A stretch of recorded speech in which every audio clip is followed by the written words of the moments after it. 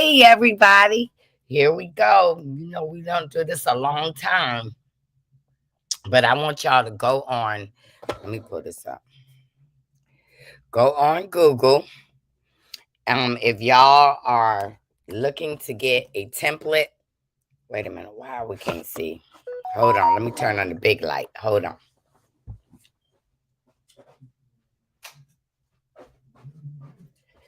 All right. Let me turn my light up over here.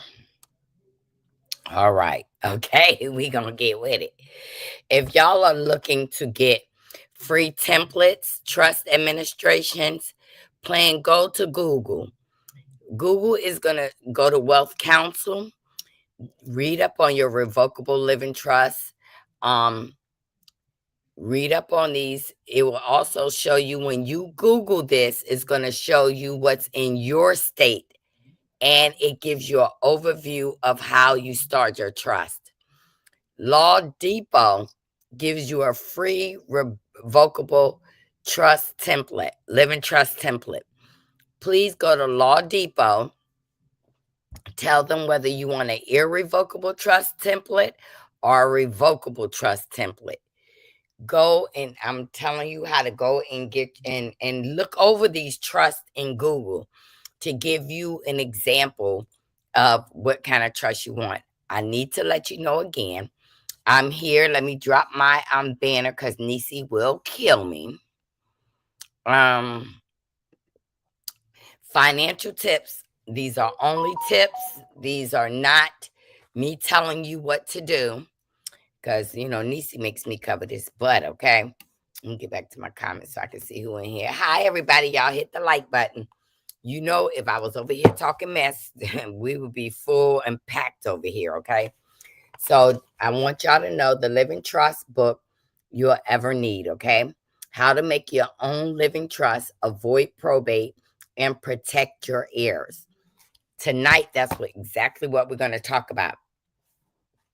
So let me let y'all hear this. Let me see if I got this video so y'all can hear it for yourself from different people advising you to get this book. Don't get it for me, get it for you.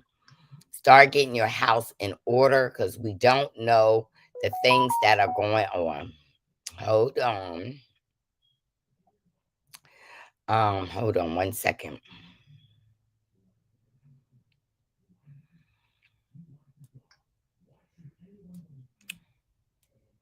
Yeah. Okay, let's get it together here. Let me go into my little thing right here.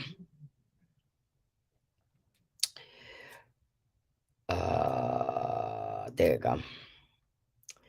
I'm going to help you about these trusts. I don't know if it let me share that, but we're going to talk about it.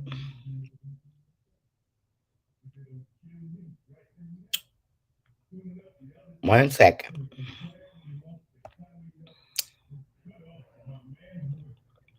Okay, it's actually not showing me. It didn't let me share it about the trust, okay?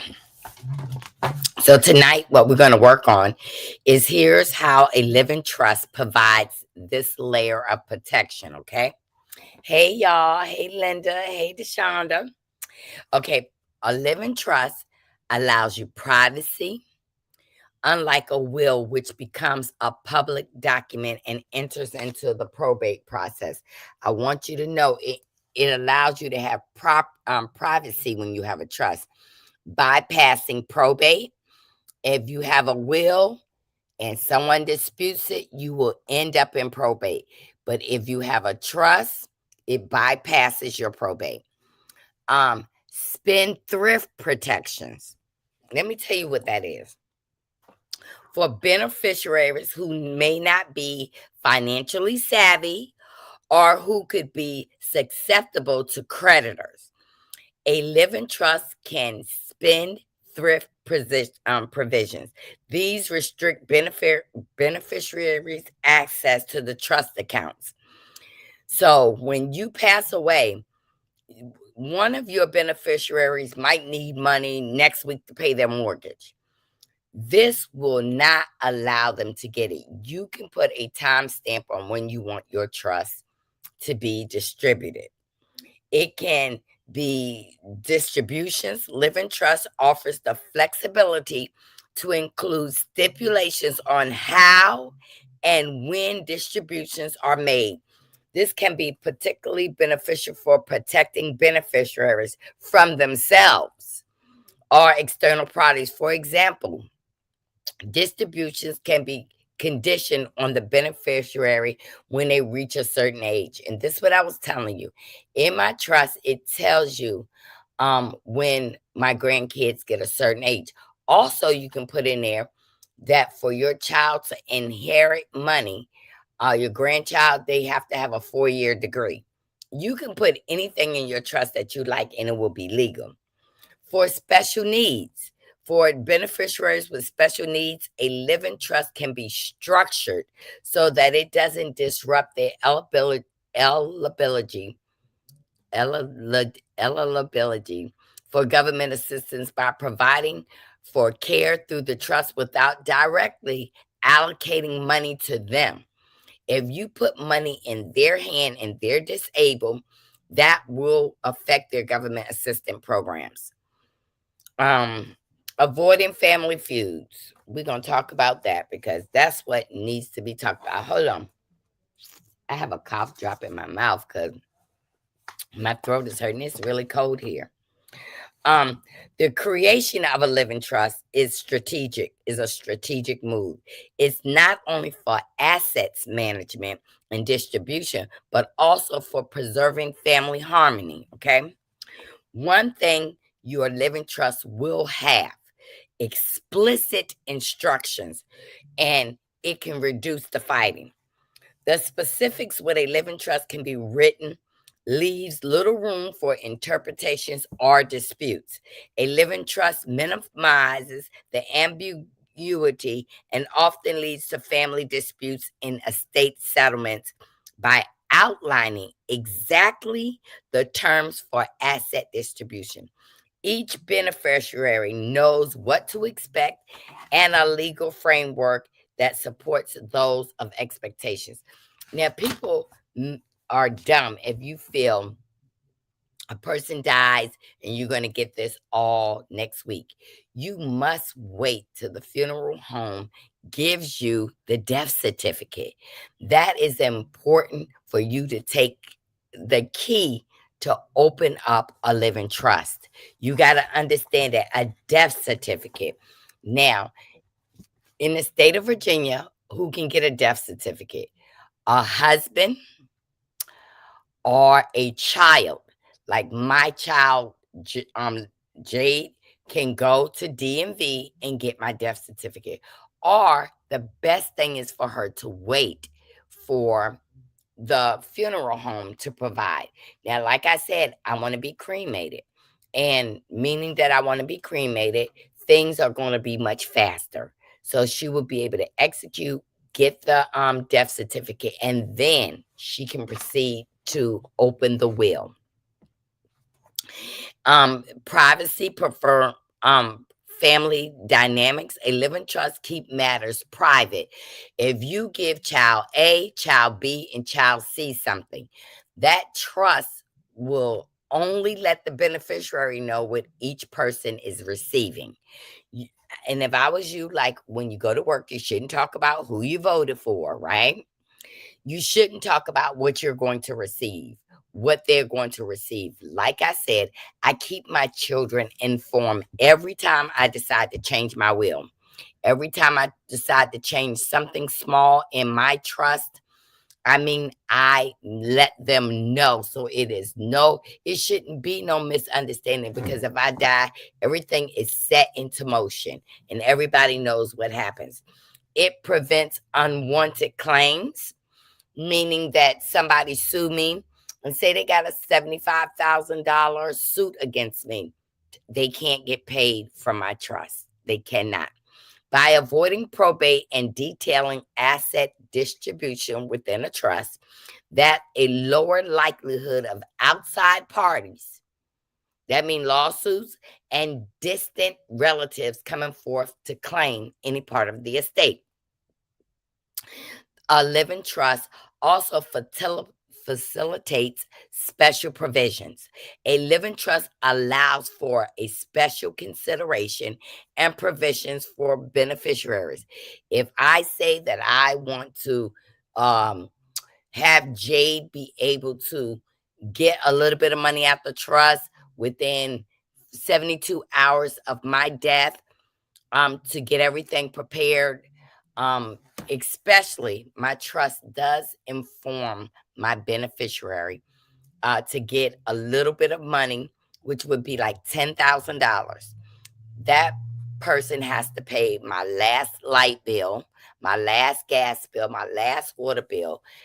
They have to go and get, let the people know I'm deceased. If I have a car note, um, I have insurance on my car, right? That if I die, it's automatically paid off. And part of that $10,000 would be to assist them with if they have to take off work, with their transportation. You got to set things in motion in your trust that you want done, not what everybody else want done. You don't want to be doing your trust and then you're getting other people to give you input, the beneficiaries. You don't want your daughter B to turn to your daughter A and said, I don't think you should be getting that much. I don't think you should be getting this. These are the things that you set up and you prepare for. You put insurance on things that in case in your demise, your beneficiary will able to be going to your credit cards and say, I'm sorry, my mom, Marcella Booth, has a credit card with you. She has passed away. Then the credit card company will either want to wait for a death certificate or they will take your word, which you can get a coroner's report would be equivalent to your death certificate. And if you have insurance, the debt goes away. Please do not forget that when you die, if you own a home, your light bill is in your name. That bill still has to be paid. You still got bills that got to be paid, but you need to set that money aside up in your trust. Like in my trust, that $10,000 is sitting there.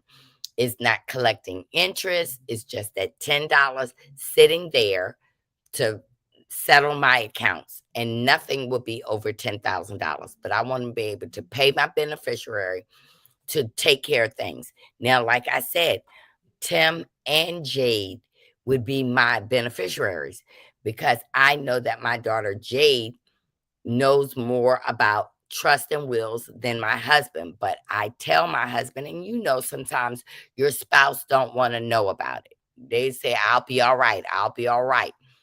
But you don't want them to have to worry about, oh my God, Marcella's passed away and I got to pay this and that and this and that and this and that. That's why it's very important that you have life insurance. It's important that you have burial insurance. I have just burial insurance where it would not mess with anything in my trust. Okay. Early involvement and understanding. Setting up a living trust often involves discussions and clarity about the trust maker's wish, which I am the trust maker.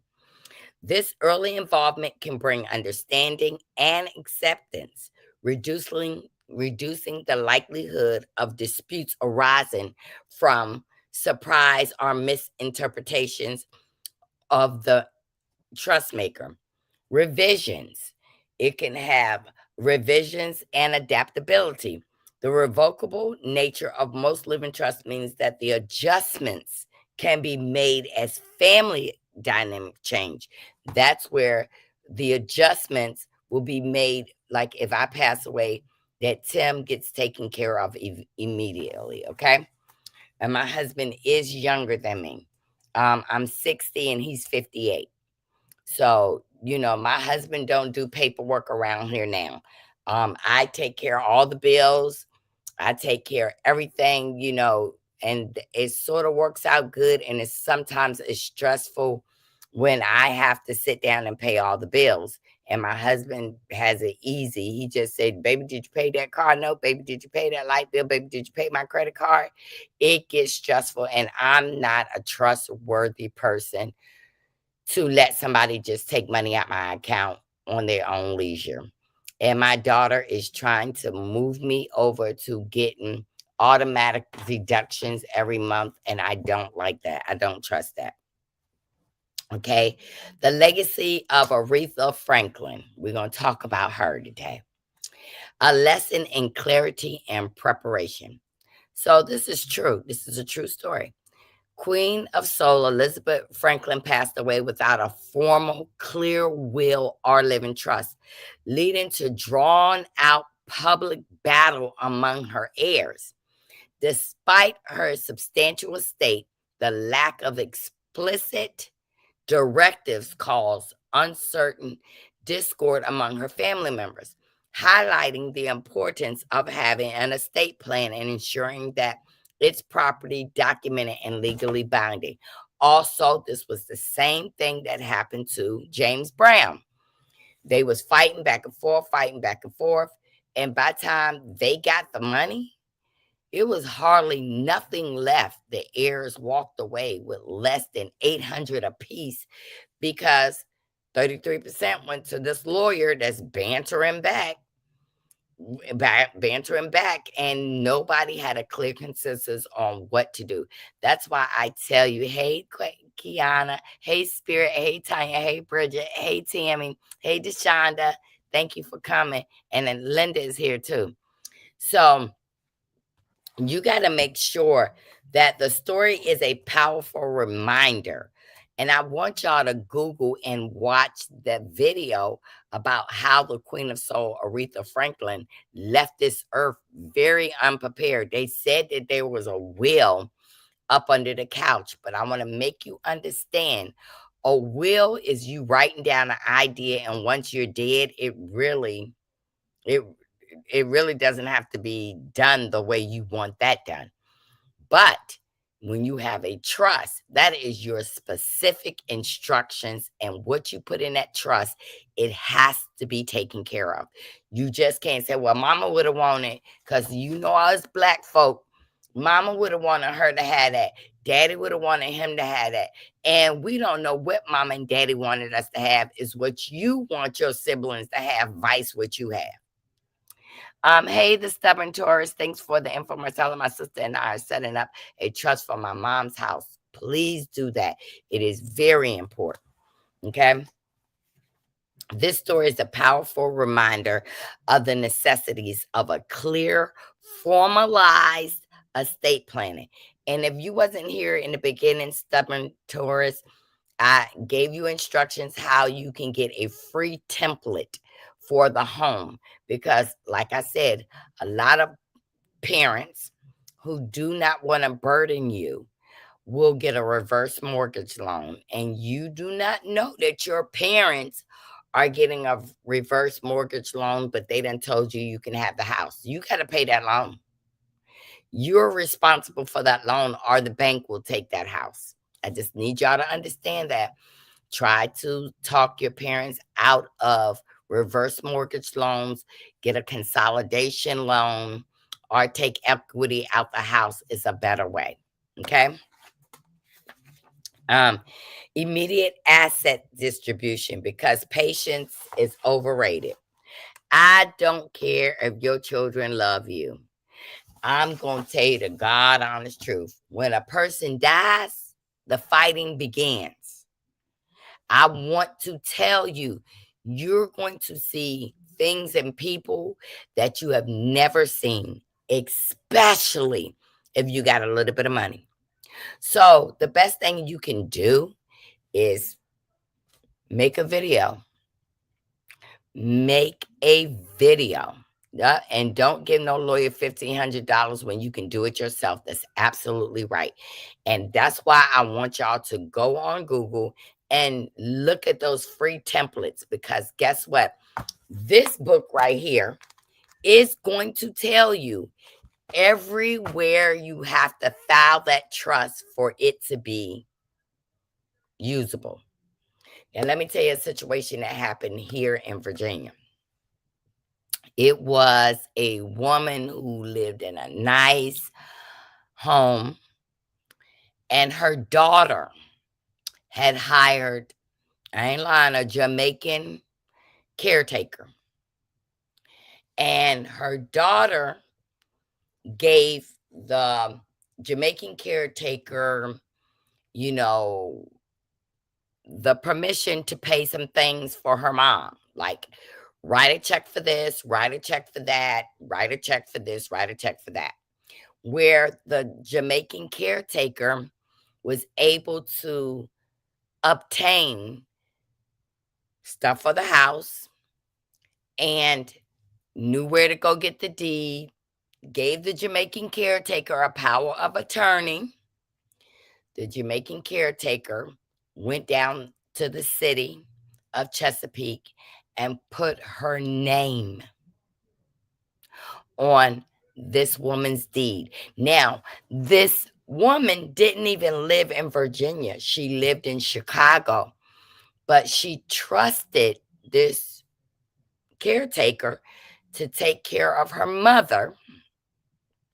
And when her mother passed, the caretaker took ownership of the home. Well, thank God that the daughter was able to prove that the mother was not in her right mind.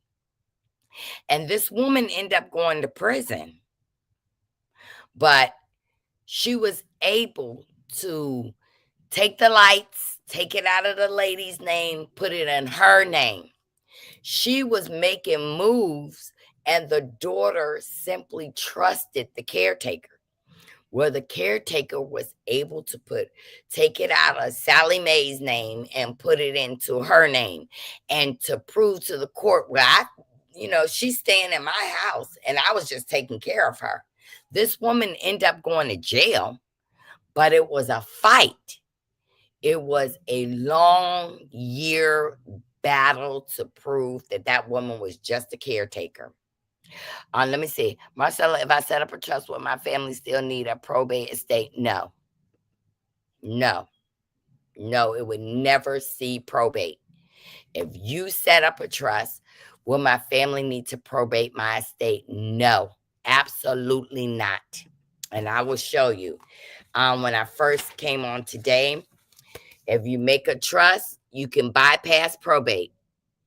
Probate can often open up opportunities for creditors and litigants and state claim on an estate, since the living trust allows assets to be distributed without going through probate. Do you see that?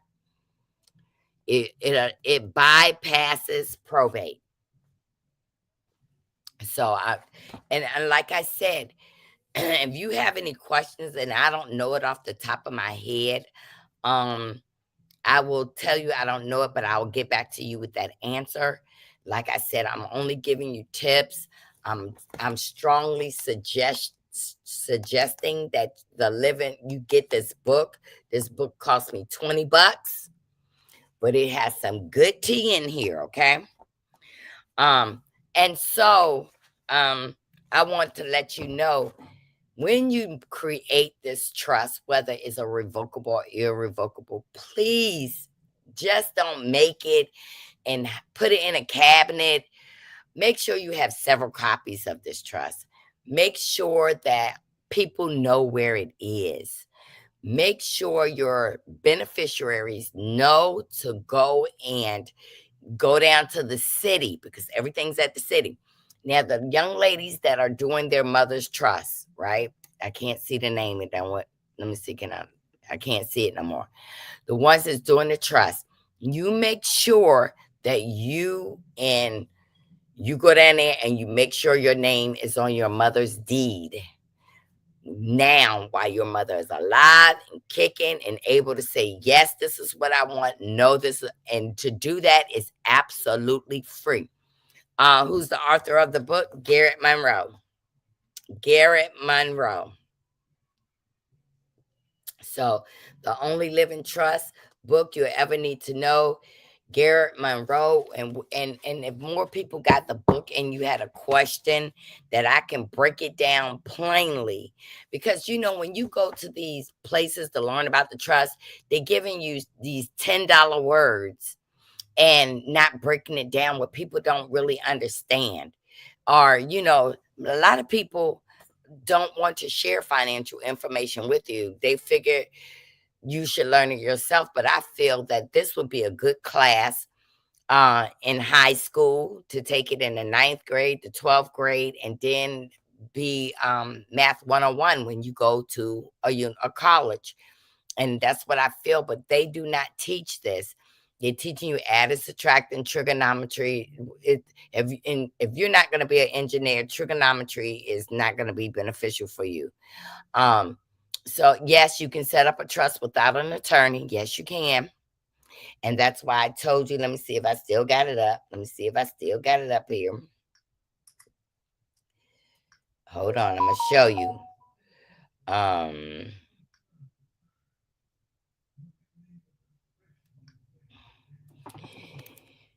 If you want to, here in my phone, I have a legaltemplate.net, right? Um, you can get this for free. Free revocable living trust forms. You see that PDF? You can get this from legaltemplates.net. So make sure y'all write that down, legaltemplates.net. This will tell you how to do 34 free living trust, the revocable trust. It tells you about your state. If you in California, um, whatever state you need it for. And these are printable, so you can print it. I suggest you get one copy, like this right here. This revocable living trust is from Template Lab. It will tell you how to set it up. This is a simplified one. It would tell you, I can't see, grantor's name, city, state, grantor's trust. See this right here? You can go here and it's called Revocable Living Trust Templates. You can Google it in your state. Because I live in Virginia, it says make your own trust, no attorney needed, legal nature. It will tell you what state. You just Google it and it will tell you elder law. And that's what I'm getting ready to work on, my elder law. And why I'm going to work on my elder law? Because I will be elder law representation throughout Hampton Roads, because I am 60. And at 62, I'm going to apply for my Social Security. And I want people to know, if I'm being abused, or say one of my kids beat me up and you're in my trust, you're going to get kicked out of that if you get charged with anything. Let me see. Bridget says, my father left his Florida home in trust to his daughters. They can't do anything until they get all the paperwork and pay the taxes from the time his wife died 5 years ago. They don't even know. Okay, let me tell you what happens with that. Did your boss father ever give a power of attorney? And that's what another thing that I need to work on this week, giving my daughter a power of attorney to do things. Y'all, before I finish this whole entire course, I'm gonna tell y'all some of the things that y'all need. Just like I told y'all. This is things that I'm using to make sure I'm doing our projects, keep it simple, not adding clutter. You need to declutter your house as you start getting older. Oh, you said my boss father, not mine. You need to start decluttering your house now. It's time to spring cleaning, spring into getting unnecessary things out your house as you get older, because this will complicate things for your children. Whatever you want your children to have, give it to them while you're alive. Give it to them while you are alive, and this will make things so much better for them. Okay. Let me pull up this case for y'all too. Let's see if they got it. because I always want to show you receipts. Ben Kinslow's mother house was taken from under him.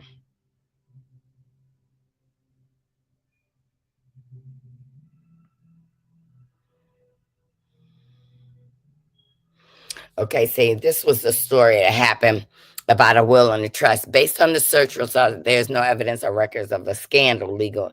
Okay, the mother it was Ben Kinslow's mother, the former co-host of the 700 Club, had her house taken from under her.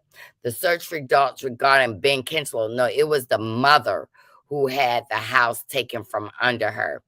And that lady went to jail. He fought that lady for so long to get his mother's house back. I'm trying to find it. Has there been a lawsuit? Okay, Ben Kinslow narrative slave in Brownsville. Okay, let me see. I got to show y'all this because this was a big story here that made everybody realize you must dot your I's and cross your T's. Okay, so true. My mom began giving her jewelry to her children and grandchildren. Right, you start doing stuff to make everything simplified. Like, this is not my last house. I sold my house in Florida. This is not my last house. What I plan to do is when this economy or Trump not president no more, I'm planning on selling this house and downgrading to a one floor. And a lot of stuff in here I will not take with me. I will be giving it away. Furniture wise, because I'm not going to get a 5-bedroom home when I leave. I still want 3 bathrooms, but I want a guest bathroom. I want a bathroom for my room, and I want a bathroom for the 3 other rooms that I will have on the other side. I bought the plans to build my home, and where me and Tim will not end up in a nursing home. We are setting that up to simplify things for my children. We will have cameras everywhere, and we talk about this, all right? Let's talk about this immediate. We're gonna talk about that. Let's talk about financial support when needed. Beneficiaries can rely on their inheritance for financial support, but please specify when you would like for them to get it, okay? Also, remember to get a binder or fireproof safe for documents to be easily found. You need to be doing that now, because I'm going to tell you, I had a friend named Kyle Paler who died a couple of years in DC. And Kyle Paler left me in charge of his bank account. And he trusted me to give his mother the money. It was $10,000. And she was upset because he left me in charge, but I was doing his last request. I gave her the money. But in order for her to get that money, she had to have her son's birth certificate. She had to have her son's death certificate. And that was the only way that the bank released that money to her, right at a bank off of Chevy Chase in DC. She needed, so you want to get your birth certificate. Like, I'm 60, but I have my birth certificate. And what happened was my birth certificate was getting all raggedy and smaggly. I went right to DMV and got my birth certificate so that my children can have everything they need. And if they don't come forth with my birth certificate, they gotta get it from the vital statistics, okay? You got to safeguard all your paperwork, and Stubborn Taurus is correct. Make sure you have your stuff in a waterproof. I've told y'all that I put all my stuff in a freezer Ziploc bag, and I seal it, and then I put it away. And they told you to get a grab bag in case you got to get out of here, your house. You want everything in one place so you can grab it and go. Okay. You can avoid the interim management cost Um, I plan on having an attorney do my have my will, my trust, where my daughter would just go, and because the last part of my trust says if anybody fights over my money, they lose their share, and a lawyer will have to enter that in court, and you can have them get a payment out of the trust for implementing your policy. um, you can minimize asset depletion. Some assets, like businesses or real estate, may depreciate if not properly managed. Immediate distributions allow beneficiaries to take control. Now, if you are in fact um, taking over your mother's property, now you are responsible for taking care of your mother's property while she's in it. Like if you know there's a busted pipe, one bathroom might be downstairs and it's stopped up, get those things fixed. And let me tell you something, I keep American Home Shield on my home. So as things break down, you want to get these things fixed. If something needs to be upgraded while your mother is still living, get these things upgraded, like new bathrooms. That's so you can push this house when you leave, when she passes away. Or if you planning on moving into it, you want to continue to upgrade the home, help your parents keep it clean. Listen, I know one girl, her mother was living in a house, I mean, it was dirty. She took her mother on a cruise and for 1 week, and then she had her mother stay with her in Maryland for 1 week. But the whole time that her mother was on the cruise and staying with her, she hired someone to go in there and replace floors and everything. So when her mother came back, she came back to almost a new property. Where she get the money from? She helped her mother refinance and take equity out the house. You got to keep stuff up that if your mother is sitting down telling you, I have a trust, you are the beneficiary after me, it's for you while she's living to make sure things are right for her in her life, to prepare yourself for her death. Let me say that again. You need to prepare and help your mother and your parents while they're living, and make yourself known at doctor's appointments. Don't just have the Medicaid card come and get your mom and take her to the doctor, and then nurses and nobody is familiar with you. This is a responsibility that we take when we're taking care of our parents. We're taking care of the living conditions of our parents.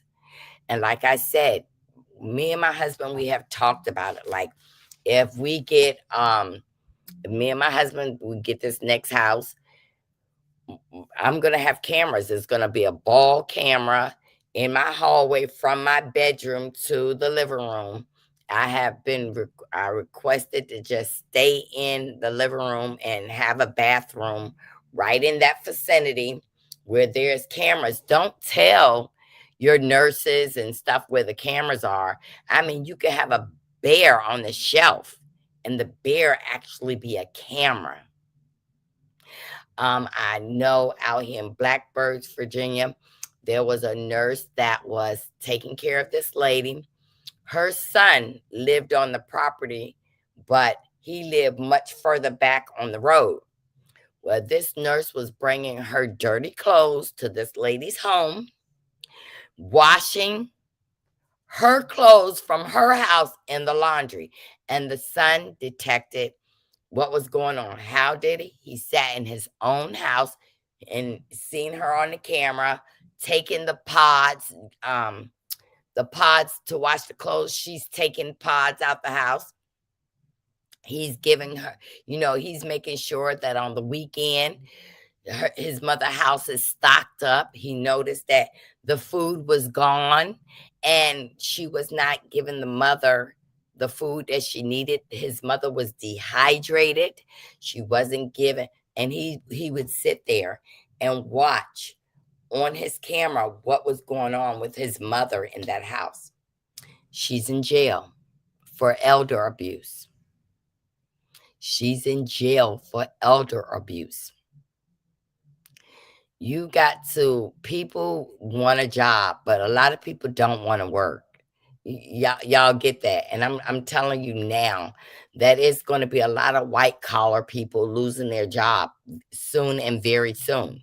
So if you, and I'm not fear mongering, what I'm telling you is the for this month, the interest rates on refinancing your home and wanting to buy a home, this is perfect February.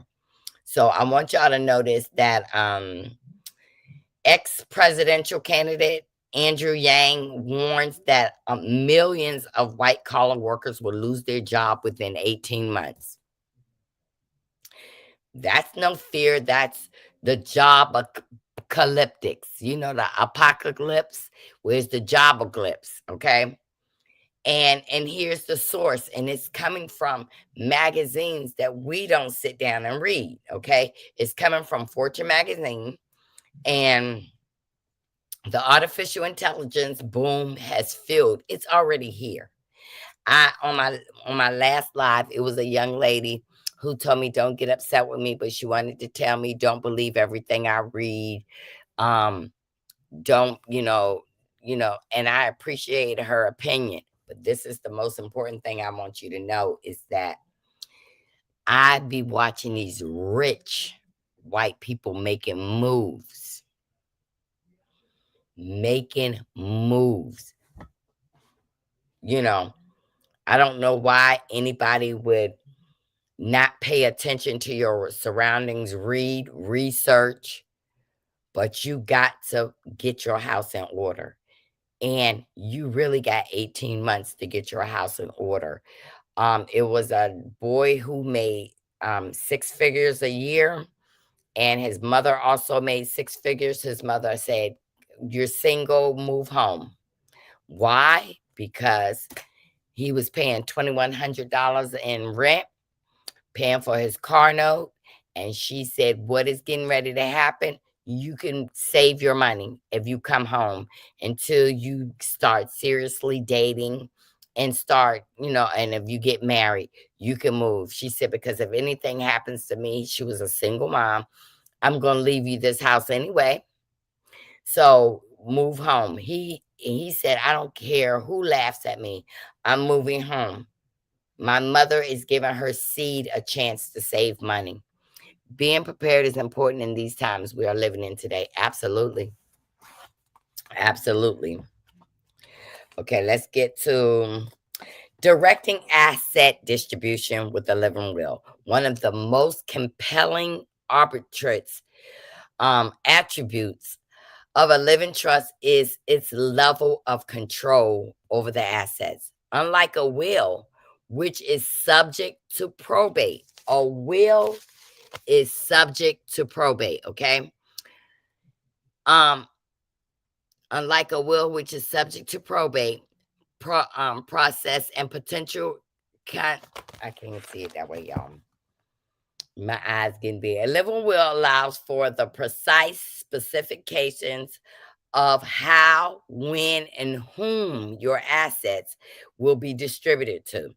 This direct control empowers trust makers or tailor distributes their estate in ways that reflect their values. For example, assets can be earmarked for distribution at certain milestones. And again, this goes back to say, I want this $10,000 is to cover the electric bill and all the utilities and everything in the house. And, anything that got to be taken care of, it needs to, once I die, those things got to come in my name. They have to come out my name. Now, I have known people, their mama had died and they left the light bill in their mother's name. Didn't pay the light bill, and when they tried to change it over to their name because the mama had died, okay, what was the date mama died? Well, mama didn't pay a bill, and we're not going to put the lights on that property. Baby, America is waking up. You're not going to just run that bill up and then now come and tell me 6 months later your mama been gone. You're going to have to pay that bill. Or we're not going to put any electricity in that property. Yeah. Let me see about this. I'm going to show y'all something.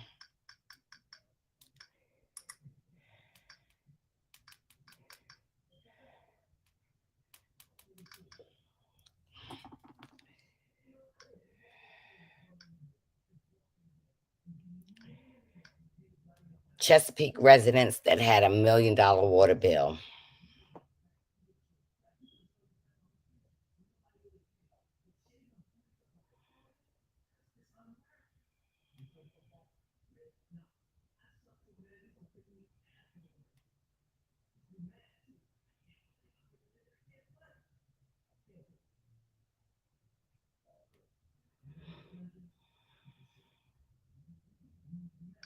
Okay, we had a Chesapeake resident back in the old boy days, okay? He had a very nice house. He put a rose bush around his house. Resident who had a rose bushes over his meter reader.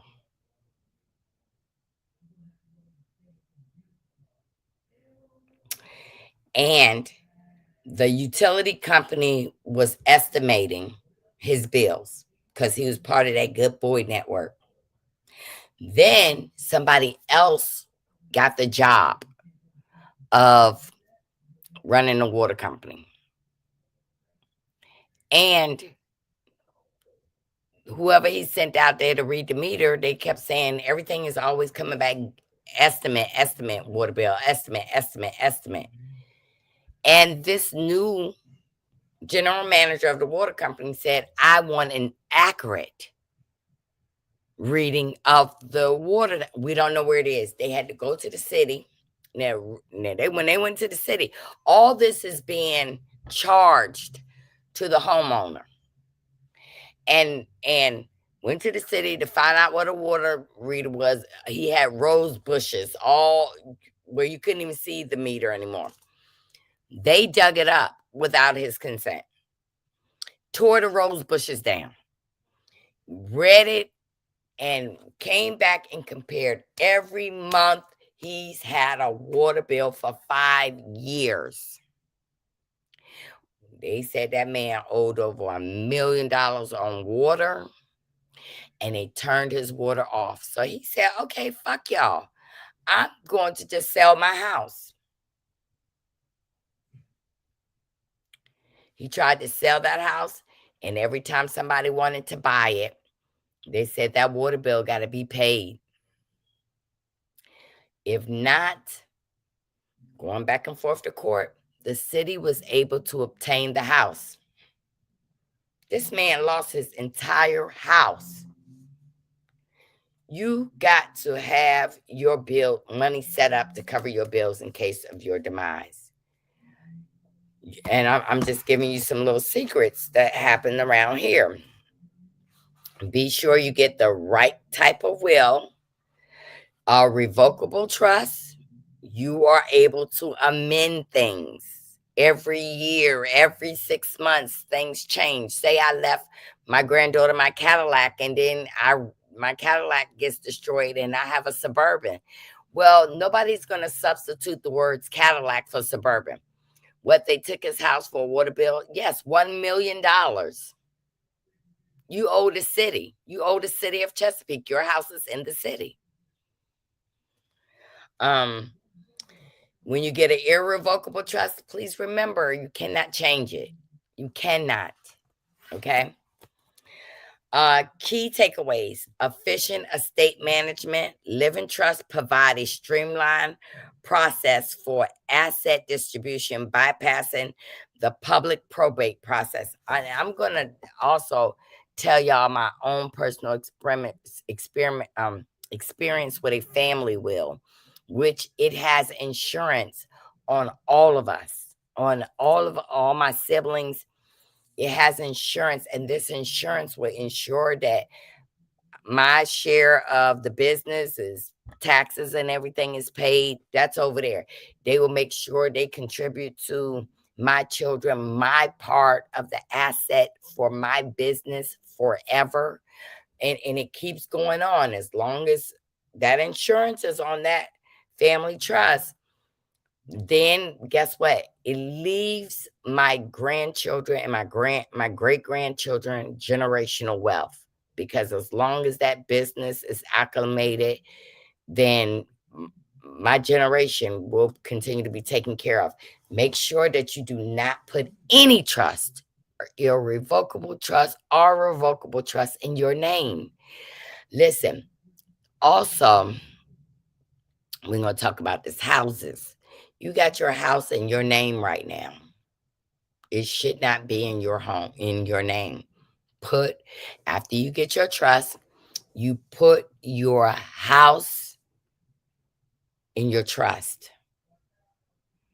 You can do it even if you still owe payments. What you do is go to Google.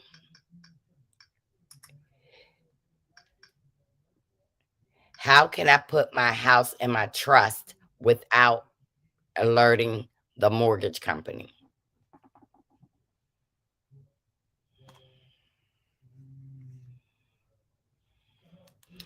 You can generally put your house into a revocable trust, living will, without the mortgage company being able to demand immediate and full repayment, triggering a due on sale clause. Read this. The act prevents lenders from enforcing the due on sale clause. I need you to read the specifics. For the act prevents lenders from enforcing the due on sale clause for certain transfers of residential property with fewer than 5 units provided. Key conditions under the Garn Saint Germain Act. For the protection to apply, the following conditions must be met. Read it. The property must be transferred to a trust created during your lifetime. Borrowers remain a beneficiary. Me. You must be the original borrower, and remain the beneficiary of the trust. No transfer of occupancy, like you can't be using your house as a rental property. You cannot. The transfer must not relate to a transfer of the rights of occupancy, meaning I can't just give it to my granddaughter, okay? While the act protects you from the loan being called due, you still need to transfer the property correctly and take administrative. Do not forget that. This must be gone down there it must be registered in the city, okay? Prepare and record a new deed. You will need a deed such as a quick claim, or warranty deed prepared transferring ownership from your individual name to the name of your trust.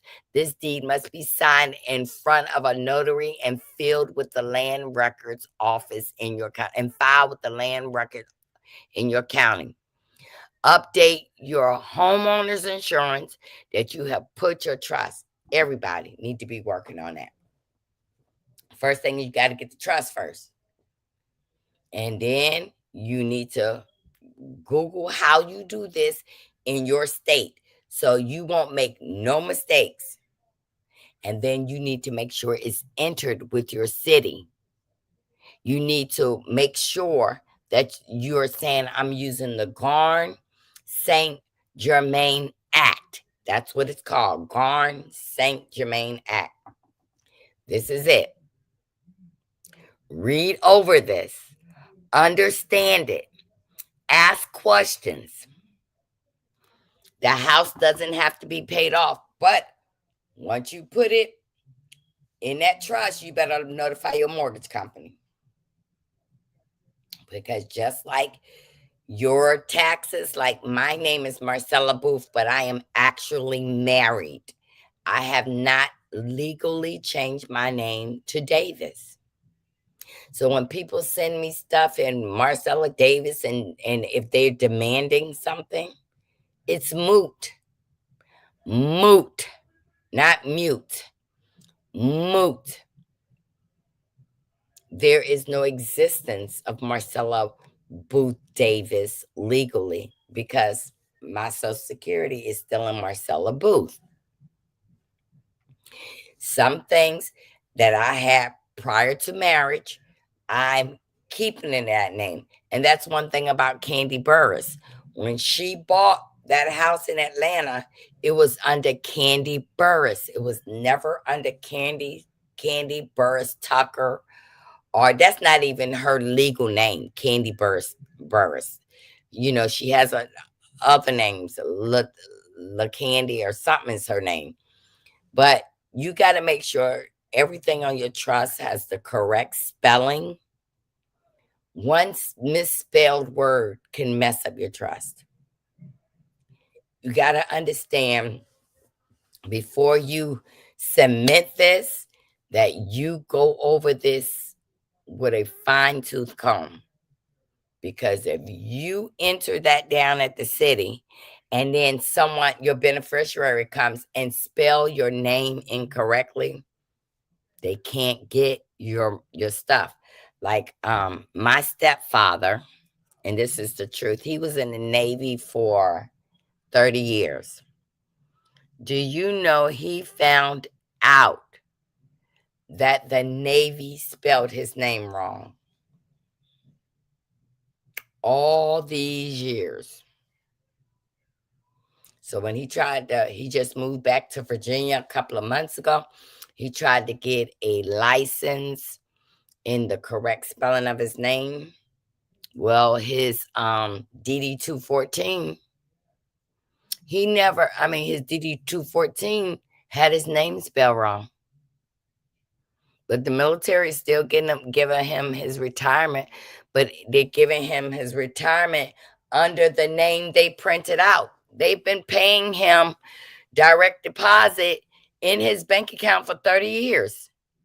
The name was spelled wrong. And now he got to fix everything to go back to Florida where he was born to correct it, to make everything right. Make sure you are taken away. Okay. Another takeaway would be cost and time savings. By avoiding probate, Living Trust offers substantial savings in both time and legal expenses, directly benefiting the estate and its heirs. If you ask a lawyer to do your trust, they get paid.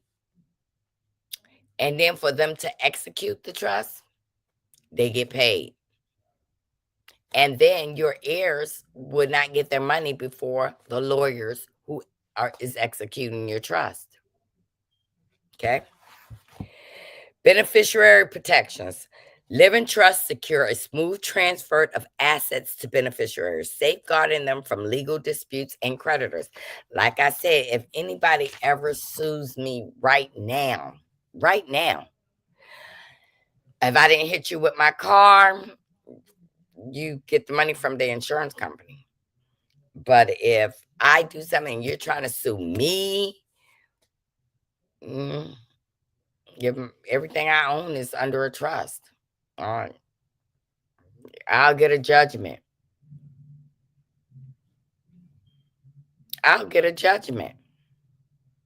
Because everything I own is protected.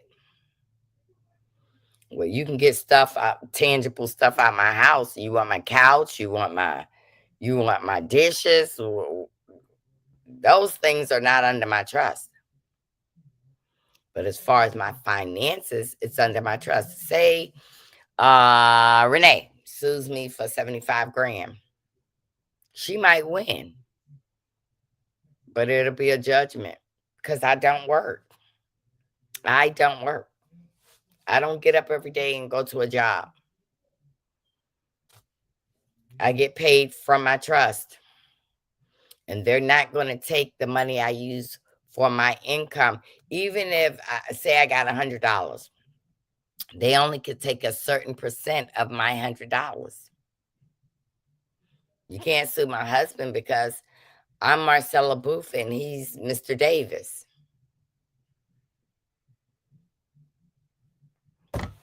You got to learn how to protect yourself. Now, when you talk about blueprint, laying out the blueprint for your living trust, to accomplish great things, you must not only act, but also dream. Not only plan, but also believe. Laying out the blueprint for your trust. That's why I tell you, draft your trust documents. That's the master plan. Get a free template and draft your trust. Write it down before you put it in fine print. Draft your trust documents. That's the master plan. When drafting your documents for your living trust, every decision and detail contributes to the strength and clarity of your estate plan. It needs to ensure that your intentions are accurately reflected and legally upheld. Below, let's examine some steps involved in creating a living trust. Decide on what type of trust, what I've been telling y'all for all 3 episodes of this. Decide the type of trust. Determine whether it's revocable or irrevocable or flexible, or there's other types of trust. Look over all the trusts and pick out what you want. Select your beneficiaries. The first beneficiary should be you. Choose a trustee. Somebody you trust. Somebody you're going to trust to do what you want. Inventory your asset. You know, your real estate, your bank accounts, your investments, your personal property. Collect all these things before you decide to do your trust. Define the terms of your distribution. I want $10,000 within the first 7 days. After I'm cremated, then the lawyer will tell you the day to come up and get your checks. They will cut the checks for my children. They'll be paid for that. And then within 60 to 90 days, this house that I'm living in must be on the market. And when my house is sold, all that money will go to the way I laid it out for it to be distributed.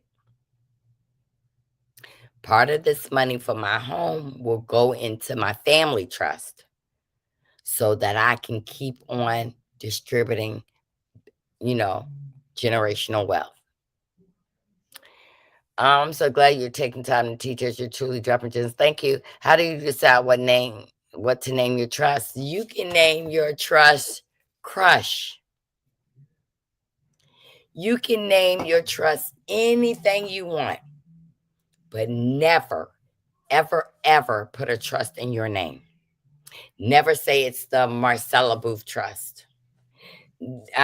Never say, and don't go around saying, yeah, my trust name is Boogaloo. My trust name is Cell Phone. Don't tell people that don't need to know the name of your trust. Okay? It has to be different than your name. Okay? We're gonna go over all of that. So you got to inventory your assets, define the terms of your distribution, consider a pour over will. Now we're gonna learn what this is. Consider a pour over will. Can catch any asset not explicitly placed in your trust at the time of your death, directing them into the trust and ensuring that things are disputed according to your terms. Let me tell you what are pour over stuff. Light bills, gas bills, water bills, anything that has to cover this house are your pour over, which my pour over money is 10 grand. I will not live beyond that 10 grand. Never. Okay? Seek professional guidance. Given the legal complexities of drafting a trust document, consult with an estate planning attorney can provide valuable insight and make certain that your trust is valid and effective. Once you read this book right here and you look at those templates on Google, you write up your trust, you know, check it over. You're checking that list and checking it twice. Going to find out if you're wrong or right. That's when you take it to the professional guidance. You can pay for that because, first of all, you done checked it over once and twice. You done made sure that you did what you needed to do. You done set it the way you wanted to set.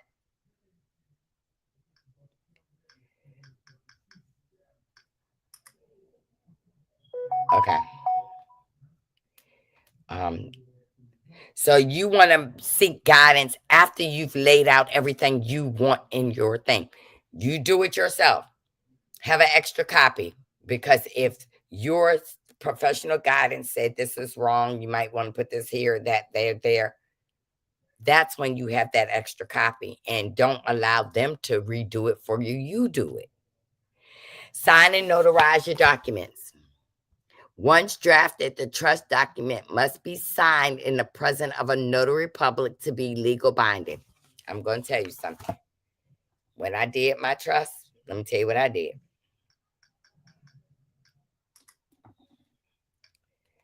I'm going to show y'all something. Google, please help me find a notary that will come to my house. Chesapeake Mobile Notary. We come to you. Every city has a notary in case your mother cannot come out and get it signed. They have notary companies that will come to you. And listen, you can become a notary. And this is a good side job. I know you never thought of it, but my daughter, who is a prison therapist, also is a notary who travels. And do you know how much they charge you? Look, the average cost is around $65. I thought of being a notary before. Yep, you can take it. It's an easy class. Boom, bam, be a traveling notary. See, what we got to realize in this economy, you got to make a business for yourself. Like I told you back in Harlem, we didn't have GoFundMe. We had selling parties, which somebody would cook and sell a plate. Now, you know, I wasn't cooking, but my mom and them would sell plates, pork chops smothered in gravy, plantanos, arroz con pollo, everything, and be selling dinners. And that was a job. Everybody on the block, Papo, yo, Marcelina Madre, cooked. And when my mama didn't make enough money, she taught me the first game of hustling. That was the hustle. Being a notary. Look it up. Look into it. Okay. Fund the trust. Fund the trust. After the trust document is complete, the next step is transferring your assets into the trust, a process that varies depending on the asset type. List your bank account in there. List your savings account in there. List your 401k in there. But I'm going to try to talk you out to switching your money over to an IUL. And we're going to talk about that index universal life. That means if the market crash, your money's already gone. It's inside of an insurance policy. Index universal life. Please look that up before we have our next meeting. Index universal life. Now let me look it up for you right quick.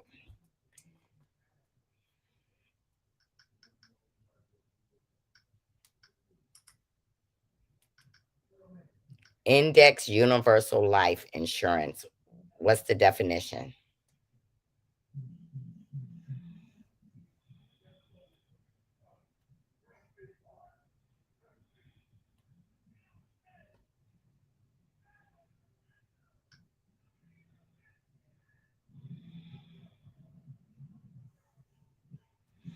Okay. I want you to look up the 5 best IUL insurance companies. Look this up. It's going to tell you the pros and the cons of IUL. Hold on. Is that what I want? It is a,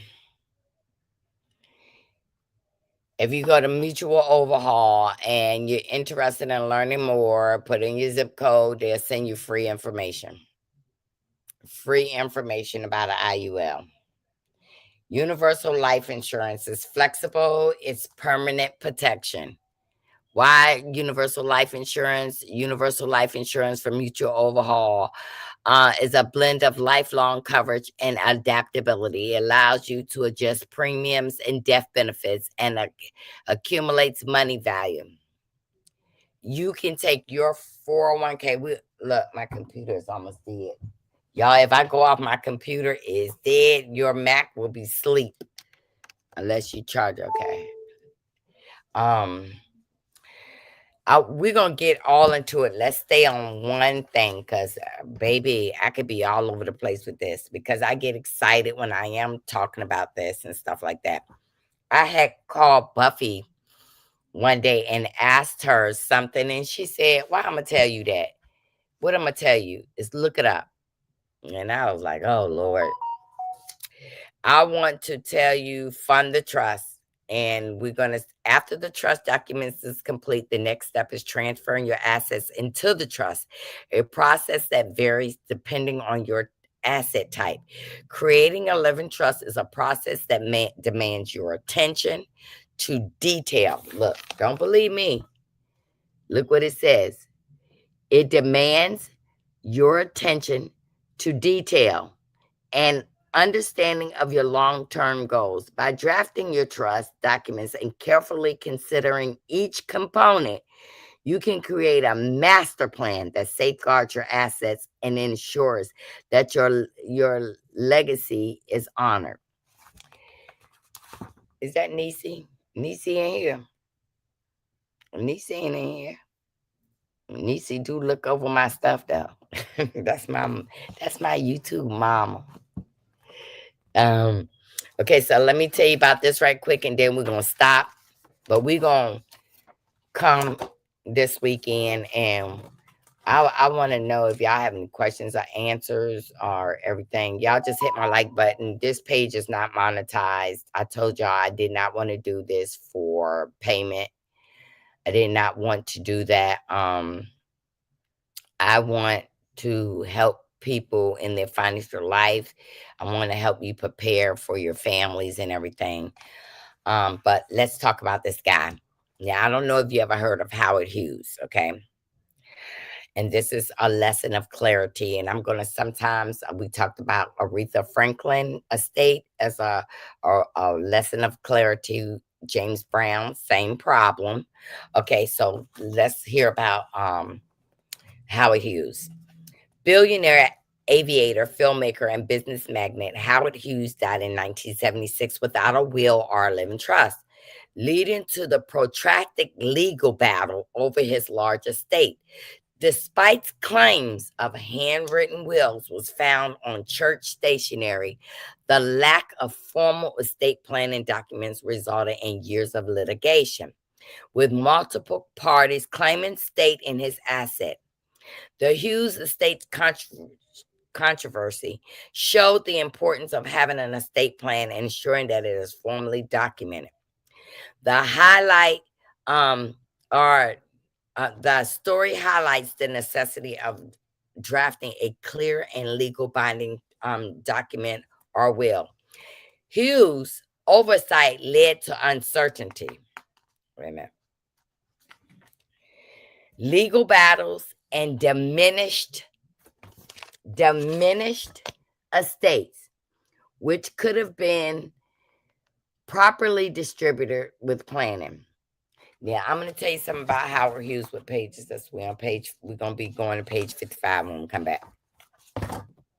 Howard Hughes was a man that as he got older, he started having anxiety. They didn't address it as anxiety, but he was afraid. Now, he was rich. Hold on. Let me go to this. Show y'all about Howard Hughes. Howard Hughes, how much money did he have when he died?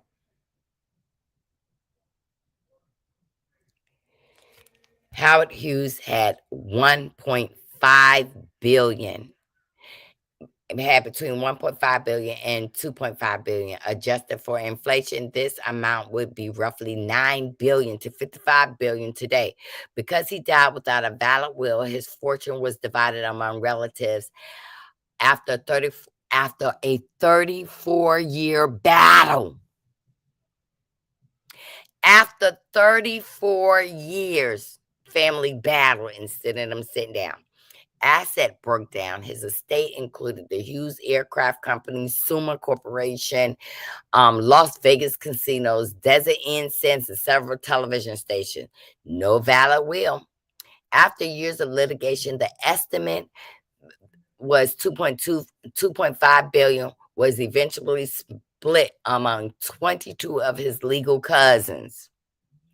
Hidden cash, despite his vast wealth at the time of his death, he was living in a relative secluded, was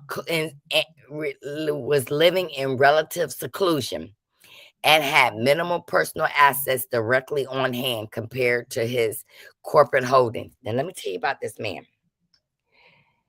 Howard Hughes lived secluded and wore gloves before he would touch newspapers. Howard Hughes became notorious, reclusive in his later years, driven by severe obsessive compulsive disorder, OCD, a fear of germs. He lived in darkness. He was naked, and he used installation like Kleenex and white gloves to touch objects. So what I grew up hearing, that if he wanted a newspaper, he wanted you to put a bunch of newspaper of the same newspaper, and he would pull the paper that was in the middle out because he wanted the newspaper to be protected by the bottom and the top, and then he would pull out the middle. He used gloves, tissues. He didn't want to eat. He didn't want to wear clothes, and he never spent his money. The money was important. So if he had this OCD and it was compulsive, and it went undiagnosed as OCD until later in years, that he was afraid. Something like Frumpy Dump. He has phobias about touching people, or he has a phobia about eating from the White House cooks. People, when they get money, some people get so weird that you would never, like, I like to live my modest life. I like to live my modest life no matter how much money I have, just because a realtor say you can get a house $1.5 million. A realtor can tell you that, but you never buy property the amount that they give you. Okay, because circumstances can change. Circumstances can change with a revocable and a revocable trust. Look at your will, your trust every year, every 6 months. Some new, go in there and change it. Make sure your family is set. Well, I never knew that about Howard, who got them. Yes, he was a weird man, and he didn't have any girlfriend, wife. He was scared. He was scared of you being dirty coming near him. So be sure to talk it over with your spouse. Talk it over with your trustee, meaning you might have 5 children. Only one of them going to be your trustee. This is something you need to talk over with your trustee and say, listen, this is what I want to do. You don't go in there and say, how much should I give Rebecca? How much should I give Janice? How much should I? No, that's your decision. Do not let anybody influence you on what you should do. Now, with me and Tim, Tim had 2 children when I met him. Me and Tim adopted a child. And I had 3 children when I met Tim. We got it all mapped out for them. It's all mapped out. And we have to go in this year and make some changes. So we are getting ready to, by I say July, we're going to be making changes. What we're going to do is clean out this house, like my office. Clean out my office. Do you know I start giving my children their clothes outside of my house? Like, come and get your clothes. If you don't come and get your clothes in 48 hours, I'm going to donate it. I've been really working through and cleaning stuff out. Tim told me that he done fell in love with beet juice, y'all. I said, dude, you crazy. But my husband do that old people thing every day. And he said, baby, I want you to start exercising with me and doing this kind of stuff. I want y'all to start, make sure if you can afford this book, The Only Living Trust book you'll ever need. It's simplified, but if you don't understand for free, I do not mind explaining it to you. I thank y'all for supporting me. Like I told you, I choose to do this for free. I don't care if I got a packed house. I had the most I had in here today was 12 people. I'm happy about this because that way you get a one-on-one with me. You get to ask me the questions that you want to ask me. If I don't have the answer, I'm going to research what you asked me. I'm going to get you that answer and simplify that answer for you. And we're going to do this together. And you don't have to have $1 million to have a trust. You don't. Okay, so I love each and every last one of you. I'm going to tell you that today, Hillary Clinton have been, talking to the people in Congress, testifying on behalf of the Epstein Island. Okay, you're right. You're right, Shorty. Epstein was eccentric and not weird. Thank you. Thank you, Shorty. I hope I never get to be that eccentric. So I did have to go through counseling for OCD, and that's something I do want to share with y'all. Really, I had to do that because I was afraid of a lot of stuff. I still got a lot of phobias about just letting people be able to get into my bank account. I don't do any automatic payments ever, not at all. And my daughter was like, "Mom, come on, you can do this." Um, right now, my daughter told me, Mom, why do you always go to Sam's and pick up your stuff? You can have them deliver it to you. I don't want any delivery people coming to my house. I'm afraid that they might rob me. I'm for real. I'm really afraid of a lot of stuff. And I got a big mouth. I'm a badass. I mean, my mama had 13 kids. 13. 12 boys and me. And I got nieces and nephews. I got maybe 104 now, nieces and nephews. So I try to teach them too. I try to teach them now, like, just because you're making this big money, always pay yourself first, put some aside. That's what I tell them, you know, because you're making money like that now does not mean you'll always make money. Not only when I was growing up, my abuela, which is grandma, used to tell my brothers, if y'all gonna sell drugs, make sure y'all putting money aside for y'all legal fees in case you get locked up, your bail money, because I'm not coming down there to bail you out. I had one brother who that's what he did. He put away his bail money, his legal fees, and as he got big in the drug game, honestly, my brother got 12 felonies and never did 1 day in jail. He gave an attorney in New York City, he gave him $1.5 million back in the day. In the 90s, he gave him 1.5 million. And my brother did 10 years of 10 years having to be in the house. He didn't care. All he had to tell his PO, yo, I'm going to the doctor. Yo, I'm going here. I'm going there. I'm going there. You know, things wasn't as they wasn't as like, you know, you can see what a bracelet is. They ain't have all that that was so good back in the day. Um, and my brother now, he has a big legal business. My brother never trusted banks. Yes, no, I don't want to tell you all that about my life, but like I said, my grandmother was the one that taught us to hustle. Never have just one job. Have something you do on the side. Thank you so much for unselfishly sharing this important information. Thank you. Blessings on blessings and good night. Thank you, thank you, thank you, thank you. Let me get up here before I be telling y'all all my business. I love y'all. Have a great night. I will see y'all tomorrow. I promise.